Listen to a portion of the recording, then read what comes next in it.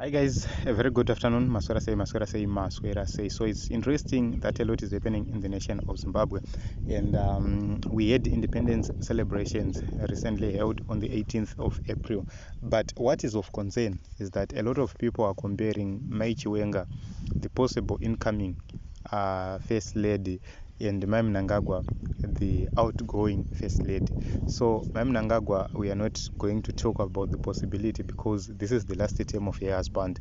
She's going out, and there is speculation that within ZANU-PF she's going. Mai Chiwenga is going to be the wife of the first secretary and the first lady Kuzanu, not to Zimbabwe, because we know that Chiwenga is not going to lead Zimbabwe in the capacity of the president. Nelson Chamisa is the next in line. So there are issues about how they are addressing Zurunzi. Mai Chiwenga overshadowed Mai Mnangagwa. This is what is being discussed, but we need to take a look onto this issue so that we settle it. So Majara Jairo says the dress is in reality that sent them apart. Rimwe dhirezi rinenge rakangoturikwa. One is reading for a PhD and the other one masquerade as if her PhD was earned. She marveled anything and everything about Grace Mugabe, that she even hijacked her title, Dr. Amai. So we are not going to talk about the PhD, but let us talk about this dhirezi. Guys, dataura chokwadi, Mai Chiwenga vanga vakachena. Jealous down. Mai Chiwenga is smart. Chiwenga had a choice because this lady is not so different from Mary. They are almost, but this one is nice. Ranga rakanyatsogara dress racho, but handizonyanyo komenda because zvinozoita sokuti uri uchiva mukadzi wemunhu ka. But this is the second lady, and tinofanira kutovarumbidza kuti amai makachena. But let us take a look pa age yake. She's young, and I don't believe that she's above 40. She's maybe in mid 30s, or if she's in her 40s, it's early 40s. I'm not so sure about her age, but you can actually see that she's a young man, and dress code madzimai echidiki, even ari second lady, anofanira kupfekawo zvinoenderana nokuti dhara rake richiona kuti aiwa chingwe changu chakabatana. Let us take a look on Mai Mnangagwa. Mai Mnangagwa ndo dress ravainaro iro, and I've seen a lot of people vachiti rakashata rakaita sei. I'm going to give you my opinion. This is not about politics, this is about dressing. Neage yaMai Mnangagwa, tarisai muone vana vavo, vana Emerson vane vakadzi vatogogo.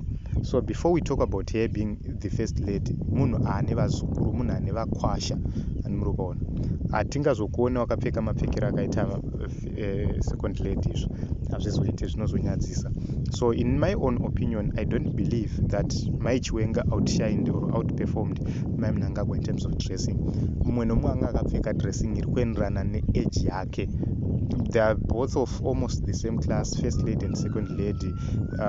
They are both in the executive in terms of varume vavo.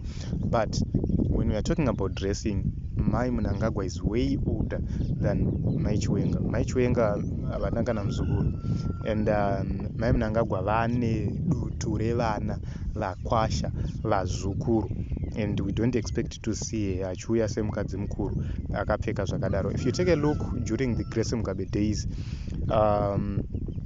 pakamboita that comparison, Grace Mugabe, Cairo, Kaikia Smart, they were almost of the same age. Apo vaikombeka because dzaida kunoita sedzinodhonzerana timu dzacho, which means it was a proper comparative. Ipapo havairohwa naGrace vairohwa in and out, but apa vapa zvezera ravo aiva vari kumiramira vari kuzama.